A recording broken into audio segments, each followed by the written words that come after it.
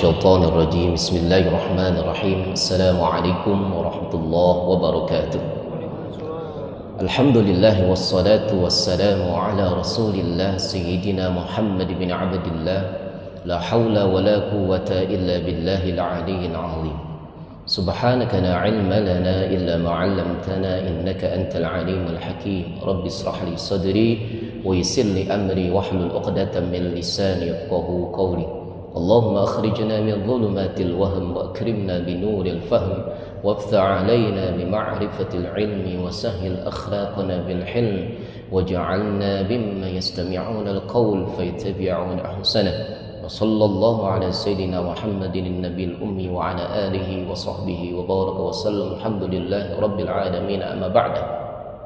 Hadirin mukarramin, para jamaah salat maghrib Masjid Besar Ridwan yang dimuliakan Allah Subhanahu wa taala. Mari sama kita bersyukur kepada Allah dan kita berselawat kepada baginda Rasul sallallahu alaihi wasallam, juga kepada keluarga dan para sahabat dan para pengikutnya. Mari sama kita awali ta'lim kita. Sebelum kita memulai, mari Bapak merapat sedikit. Kita membaca Al-Fatihah untuk para almarhum wal marhumah, orang tua kita, dan tentunya kepada musannif kitab ini yaitu Al-Imam Syarafuddin An-Nawawi, dan kepada pensyarahnya Syekh Ibnu Alan radhiyallahu anhuma wa radahuma. Mudah-mudahan Allah angkat derajatnya dan tentunya kita mendapatkan kemuliaan dan juga manfaat dan keberkahan terhadap apa yang kita kaji dan apa yang kita pelajari pada kesempatan kali ini. Al-Fatihah. A'udzubillahi minasyaitonir rajim. Bismillahirrahmanirrahim. Alhamdulillahi rabbil alamin arrahmanir rahim maliki yaumiddin. Iyyaka na'budu wa iyyaka nasta'in ihdinas siratal mustaqim siratal ladzina an'amta 'alaihim ghairil maghdubi 'alaihim waladdallin. Amin. Bismillahirrahmanirrahim. Allahumma salli ala Sayyidina Muhammad wa ala ali Sayyidina Muhammad. Babus Sabr. Bab kali ini kita mempelajari dalam kitab Riyadhus Shalihin, itu bab tentang sabar. Al-Imam An-Nawawi telah mengajarkan kepada kita semua tentang meluruskan niat dan bagaimana kita melakukan perihal amaliyah perbuatan kita, tentunya diawali dengan niat yang baik agar semuanya dibalas dengan kebaikan yang sempurna oleh Allah Subhanahu wa taala dan berkali lipat akan pahala. Lalu Al-Imam Nawawi mengajarkan kepada kita semuanya, ketika hati kita sudah lurus untuk Allah, demi Allah dan tentunya demi Rasul sallallahu alaihi wasallam, maka diajarkan kita untuk membersihkan jiwa dan hati kita semuanya agar semuanya kita zahirnya baik, tentunya batinnya juga baik. Lanjut Al-Imam Nawawi, ketika kita sudah baik, Allah terima taubat kita semuanya. Maka tentunya ada rintangan, ada ujian dalam segala hari-hari kita, perbuatan kita. Maka Al-Imam Nawawi mengajarkan kepada kita tentang sabar. Maka bab kali ini kita diajarkan tentang sabar oleh Al-Imam Nawawi, disertakan dengan ayat Al-Quran dan juga sabda Rasul sallallahu alaihi wasallam, agar kita menjadi pribadi yang mana hatinya lurus, niatnya baik, juga diterima oleh Allah karena sudah bersih jiwa dan raga kita semuanya. Bersih di dalam, bersih di luar. Tentunya Allah Subhanahu wa taala sempurnakan dengan pahala yang berlipat ganda karena kita sabar dalam menjalankan perihal apapun yang Allah berikan kepada kita semuanya. Maka Allah Subhanahu wa taala katakan dalam firman-Nya dalam surah Al-Imran ayat 200, surah Al-Baqarah ayat 105, ayat Az-Zumar ayat 10, surah Asy-Syura ayat 43, surah Al-Baqarah ayat 193, surah Muhammad ayat 31. Semuanya itu menjelaskan tentang sabar dan ayat banyak lainnya tentang fadilah sabar tersebut. Maka sabar secara definisi gamblangnya, kata Ar-Raghib dalam kitab Mufradatnya, sabar itu adalah habsun nafsi ala ma yaqtadihil aqlu aw syara'. Sabar itu menahan diri sehingga membawa diri kita sesuai dengan yang diminta oleh akal yang sehat dan juga syariat yang telah dibawa oleh Rasul sallallahu alaihi wasallam yang benar. Maka kita nahan diri terhadap apa yang kita perbuat, yang kita ingin lakukan. Sekiranya ini benar menurut akal, sekiranya benar enggak menurut syariat. Ketika benar maka jalanilah, ketika salah maka tidak usah. Kalaulah seorang Mu'tazili, orang yang berakidah Mu'tazilah, maka mereka hanya menggunakan akal. Apa yang dikatakan akal baik, maka baiklah. Apa yang dikatakan akal buruk, maka buruklah. Itu orang Mu'tazilah. Sedangkan kita Ahlus Sunnah wal Jamaah, maka akal itu untuk alat bantu supaya kita bisa menyempurnakan apa yang kita pahami dalam ayat Al-Qur'an. Maka muqaddamnya adalah Al-Qur'an. Akal ini hanya apa? Bisa alat sebagai kita memahami tentang ajaran Al-Qur'an. Maka akal pun harus tunduk kepada perintah Allah Subhanahu wa taala. Maka apabila akal yang kita tunduk, hanya kita mendahulukan akal saja tanpa syariat yang dibawa oleh Rasul sallallahu alaihi wasallam, cenderung salah. Karena akal sekali-kali lagi itu terbatas terhadap apa yang kita mumpuni dan kita ketahui. Maka tentunya dengan syariat kita sebagai Ahlus Sunnah wal Jamaah, sabar itu secara gamblangnya adalah sabar dalam melaksanakan perintah Allah, sabar dalam menjauhi akan yang dilarang oleh Allah, sabar terhadap apa yang telah dikehendaki Allah Subhanahu wa taala terhadap musibah yang menimpa kita semuanya. Itu secara gamblangnya seperti itu. Maka Al-Imam An-Nawawi mengingatkan kepada kita semuanya, sabar itu kata Allah Subhanahu wa taala banyak sekali dan fadilah manfaatnya pun banyak sekali. Satu ayat saja yang kita baca dalam firman Allah surah Ali Imran ayat 200, A'udzu billahi minasyaitonir rajim. Bismillahirrahmanirrahim. Ya ayyuhalladzina amanu sabiru wasabiru. Kata Allah, hai orang-orang yang beriman. Ketika diseru oleh Allah Subhanahu wa taala bukan dengan kalimat harfun nida ya saja, tapi dengan ya ayyu. Apa bedanya ya dengan ya ayyuha? Ya itu harfun nida lil bu'di, jauh panggilan. Untuk yang jauh. Ya Muhammad, ya Ahmad. Orang jauh kita panggil supaya mendengar. Tapi dengan kalimat ya ayyu ada tambahan. Maka ziyadatul mabani ziyadatul ma'na. Kata para ulama. Ketika ditambah huruf dalam Al-Quran maka bertambah arti. Maka kita belajar Al-Quran dari guru kita supaya jangan sampai salah. Kalau salah kata saja, salah huruf atau salah harokat apalagi ditambah, maka maknanya berbeda. Maka Allah katakan ya ayyuha. Seakan-akan hai orang beriman. Sambil diusap-usap oleh Allah Subhanahu wa taala. Sambil disayang oleh Allah Subhanahu wa taala. Hai kamu orang yang sudah beriman, hai kamu yang sudah mengaku aku sebagai Tuhanmu, Muhammad sebagai utusanmu. Akhirat engkau imani. Istiqomalah engkau. Dengan apa ya Allah? Ayyuhalladzina amanu sabiru wasabiru. Maka pertahankanlah taatmu kepada Allah. Maka pertahankanlah taatmu ketika engkau menahan dari apa yang dilarang oleh Allah Subhanahu wa taala. Pertahankanlah takwamu kepada Allah ketika engkau didatangkan musibah, kata Allah. Isbiru. Isbiru. Maka kalimat isbiru ini walaupun misalkan 3 huruf ditambah dengan harfu ilat a, maka maknanya meluas, sabar dalam segala hal. Sabar kita sholat. Sabar tadi kita baca ratibul haddad. Baca Yasin dibelakangkan, bukan dibelakangkan, tapi waktunya kita tunda. Bisa habis Isya, bisa habis subuh. Fadilah surah Yasin itu setiap malam pun kita baca nggak masalah. Bagus sekali. Bahkan orang yang baca Yasin setiap malam Jumat atau setiap malam dia meninggal pada malam ini, maka kata Allah, ghafarallahu lah, maka Allah akan puni segala dosa-dosa. Jadi jangan dia hanya sekedar kita di malam Jumat baca Yasin. Kalau perlu setiap malam. Kalau perlu setiap malam. Itu sabar kita dalam taat. Bukan kita menghilangkan surah Yasin, bukan menghilangkan yang lain. Tapi ada kadar di mana harus ada yang wajib dan ada yang aujab. Ada yang wajib, ada yang lebih wajib lagi. Kita taat, kita berperilaku amal soleh. Tapi kalau nggak ada dasarnya, apa daya? Seperti seorang misalkan mau metik buah, pohonnya nggak ada, akhirnya buahnya nyolong dia. Mau pengen buat buah. Dia pohonnya nggak ada, akhirnya nyolong pohon tetangga. Tapi kita pengen kita punya pohon, kita juga punya buah. Apa pohonnya? Yaitu ilmu. Buahnya apa? Amal. Buahnya apa? Amal. Maka kata Allah Subhanahu wa taala, isbiru wasabiru. Lebih kuat lagi, bukan hanya sekedar isbiru kata Allah, wasabiru. Kalau perlu misalkan rintangi itu sabar itu. Kalau lebih dahsyat lagi, kuatkan hatimu.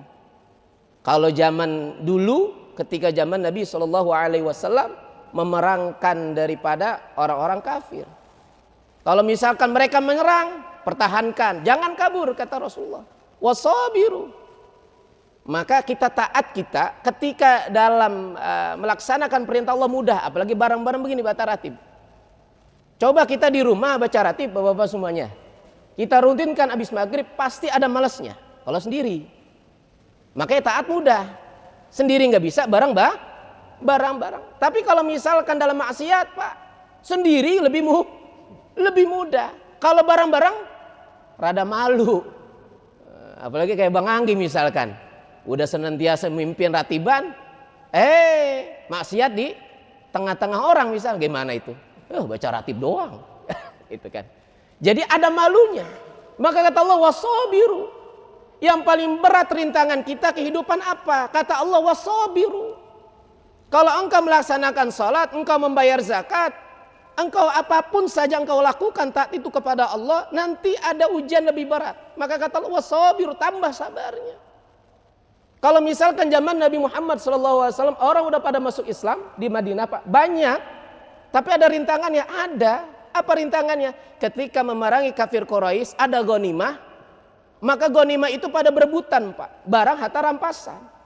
Tapi kata Allah Subhanahu wa taala apa dalam surah Anfal? Yas'alunaka 'anil anfal qulil anfalu lillahi wa rasul. Dibertanyakan tentang harta anfal, harta rampasan perang. Kata Allah Subhanahu wa taala harta rampasan itu milik Allah dan milik Rasulnya. Siapa yang bagi berhak? Rasulullah. Itu Pak zaman dahulu aja berebut Pak harta. Makanya zaman sekarang lebih dahsyat lagi Pak.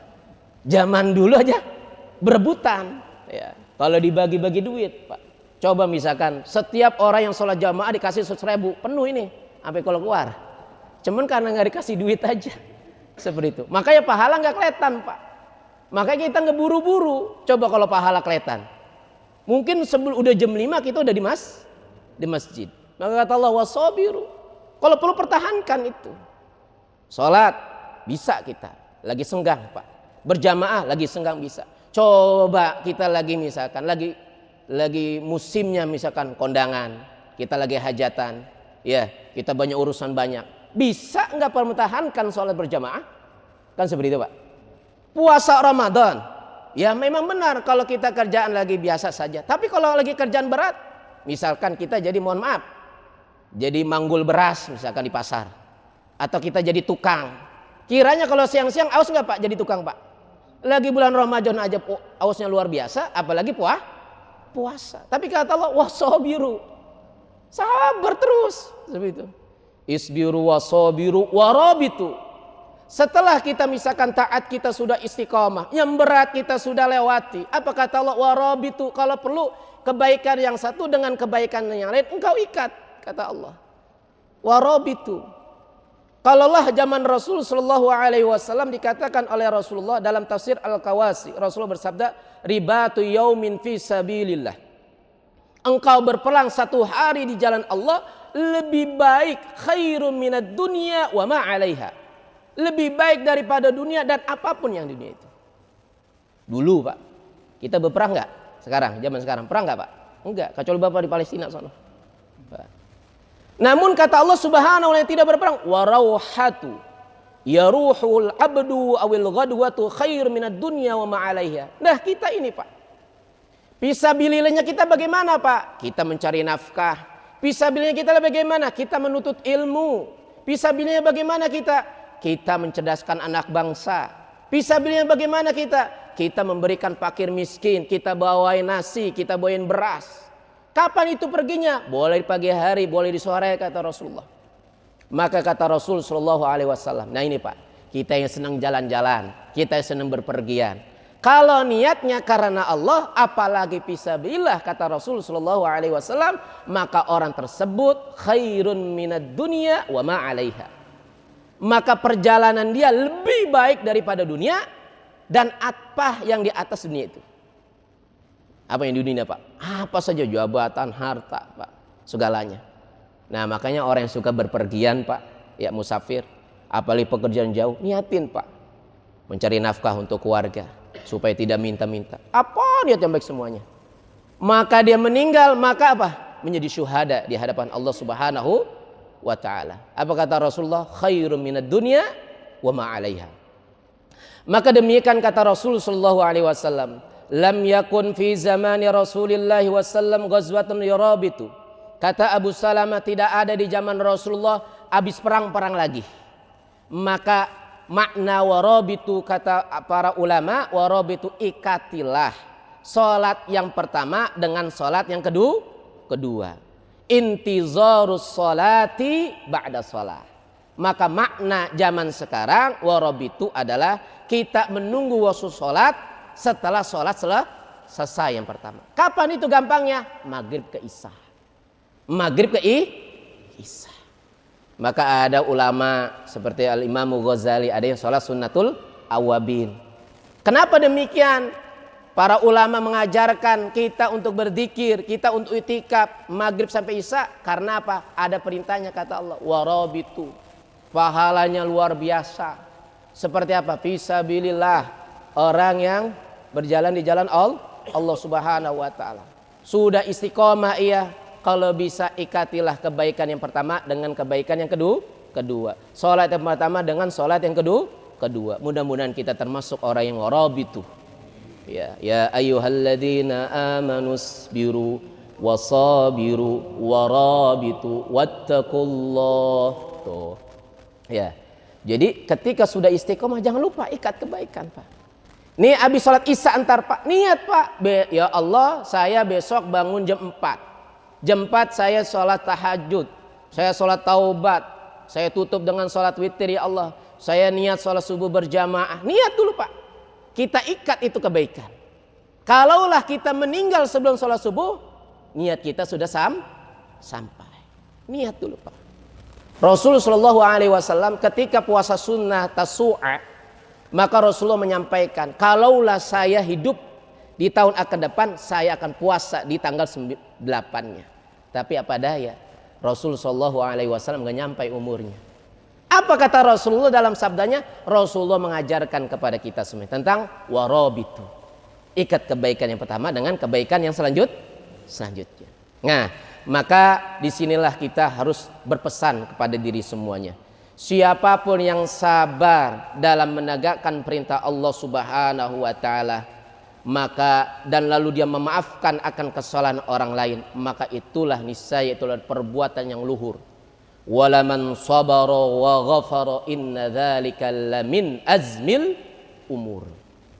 Jangan lupa, Pak, kita yang sebagai suami, kita yang sebagai istri yang perempuan, kita sebagai orang tua, jangan lupa wa ghafara.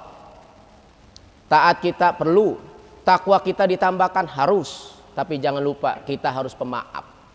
Karena kita punya Tuhan Ghaffarud dzunub was-sattarul uyub. Kita punya Tuhan yang mengampuni segala dosa, memaafkan kesalahan. Kita yang sudah sabar dalam menjalankan perintah Allah. Kita yang sabar menjauhkan larangan Allah. Kita yang sabar ketika ditimpa musibah. Jangan lupa memaafkan kesalahan siapapun yang salah sama kita. Karena apa? Itu adalah perbuatan yang luhur di hadapan Allah Subhanahu wa ta'ala. Lamin azmil umur. Nah, itu ya, ajan dulu Pak ya. Wallahu a'lam bishawab. Silakan aja. Semuanya yang saya hormati dan saya muliakan, untuk melengkapi mari sama kita baca satu hadis dari Sayyidina Rasul sallallahu alaihi wasallam. Wa bihi ilaihi Abi Malik An-Harith bin Asim Al-Asy'ari radhiyallahu anhu qala Rasulullah sallallahu alaihi wasallam at-tuhuru syatrul iman walhamdulillahi talma'u mizan wa subhanallah walhamdulillahi tamla'ani aw tamla ma bainas samawati wal ard was-salatu nur was-sadaqatu burhan was-sabru diya wal Qur'an hujjatun laka wa 'alaika kullu nafsin yaqdu fa ba'in nafsahu wa mu'tiqaha aw mubiquha rawahu Muslim. Kata Rasulullah sallallahu alaihi wasallam, kesucian itu sebagian daripada iman. Walhamdulillah, kita mengucapkan tahmid itu memenuhi daripada mizan.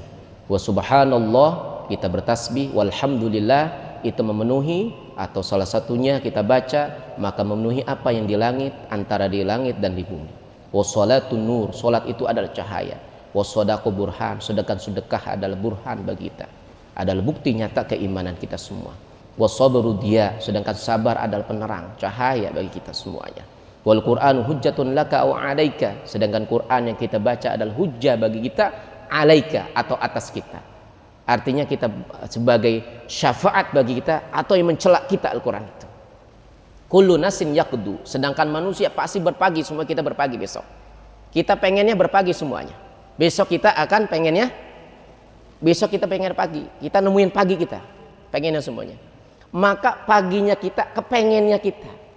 Apakah kita paba'iun nafsahu au pamu'tikuha au mubikuha. Kiranya kita besok pagi ini, kita ini punya Allah, Pak. Kita tahu Allah yang punya.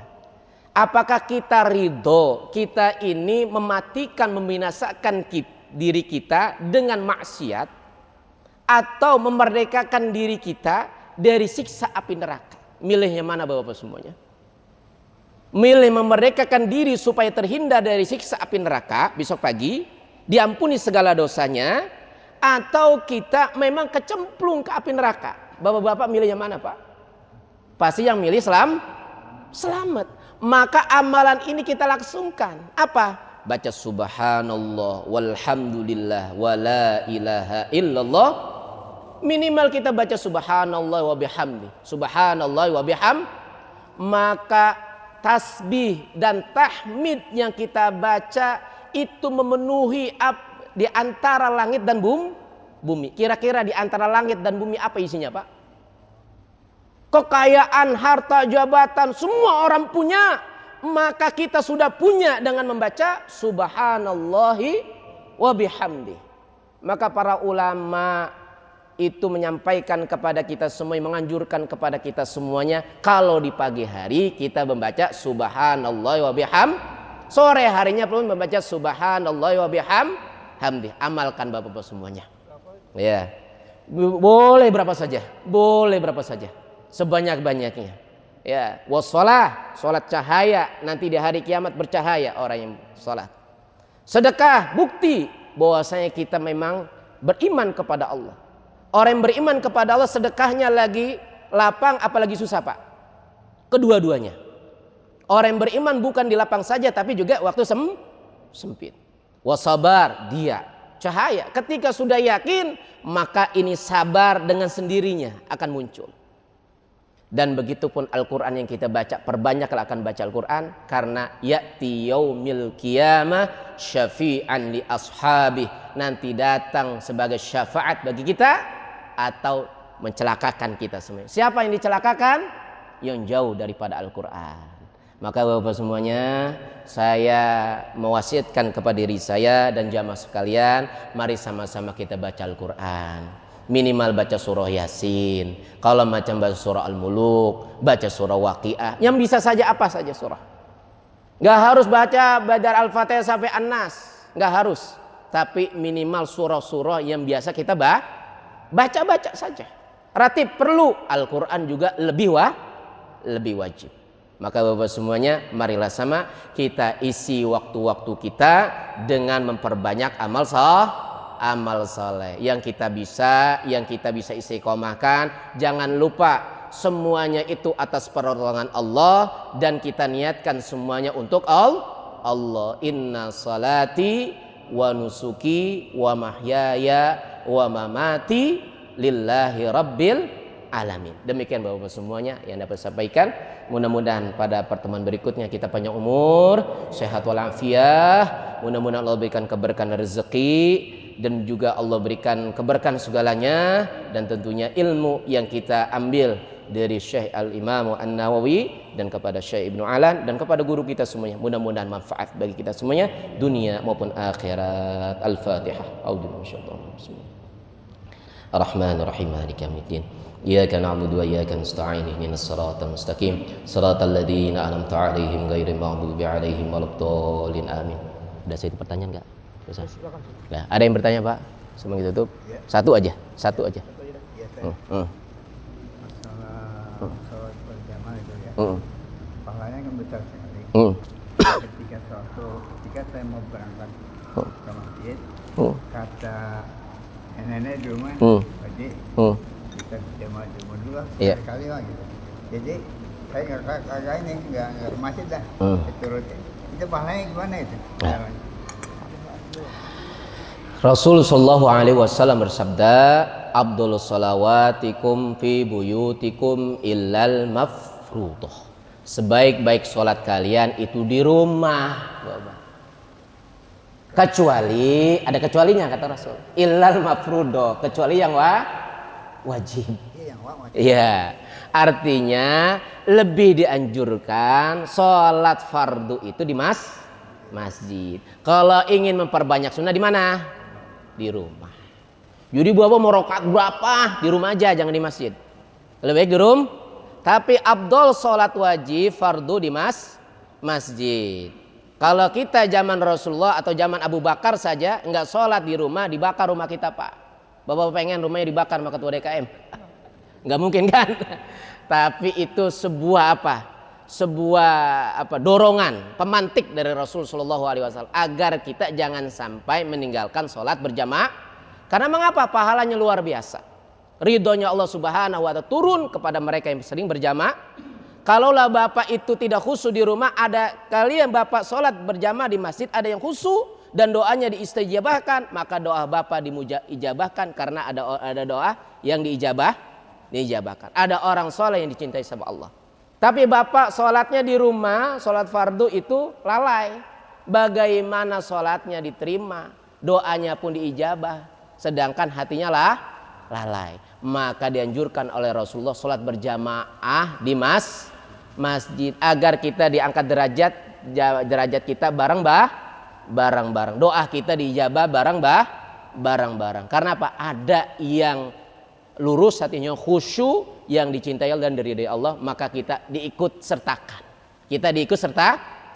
Tapi di rumah lalai, maka apa Pak? Kurang bernilai di hadapan Allah Subhanahu Wa Taala. Iya. Wadon ini pengen berjamaah sama saya. Boleh. Sholat sunnah kalau misalkan mau sholat berjamaah sama wadon, boleh. Sholat sunnah pun berjamaah nggak apa-apa. Iya. Sholat sunnah berjamaah boleh. Tapi nggak dianjurkan. Yang dianjurkan sholat sunnah apa? Sendiri-sendiri. Sholat sunnah boleh nggak berjamaah Pak? Sholat tarawih jamaah. Tapi sholat sunnah dianjurkan apa? Bukan berjamaah tapi sendiri. Sholat fardu dianjurkan sendiri apa berjamaah Pak? Nah itu maksud saya. Ya. Wallahu a'lam bisawab. Demikian. Bismillahirrahmanirrahim. Alhamdulillahirabbil alamin. Allahumma shalli ala sayyidina Muhammad wa ala sayyidina Muhammad. Bismillahirrahmanirrahim. Alhamdulillahirabbil alamin. Hamda yuafi ni'ma wa kafi mazida ya rabbana kal hamdu kama yanbaghi li jalali karimi wa azimi sultanik. Allahumma shalli ala Muhammad wa ala sayyidina Muhammad. La ilaha illa anta subhanaka inni kuntu minadh dhalimin. Fastajibna lahu wa najjaynahu minal ghammi wa kadzalika nunjil mu'minin. Allahumma anfa'na bima 'allamtana wa 'allimna bima yanfa'una warzuqna 'uluman tanfa'una bi rahmatika ya arhamar rahimin. Rabbana atina fid dunya hasanatan wa fil akhirati hasanatan wa qina adzabannar. Sallallahu ala sayyidina Muhammad an-nabiyil ummi wa ala alihi wa sahbihi baraka wasallam. Subhana rabbika rabbil izzati amma yasifun. Wassalamu ala mursalin. Alhamdulillahi rabbil alamin. Qabul. Assalamualaikum warahmatullahi wabarakatuh.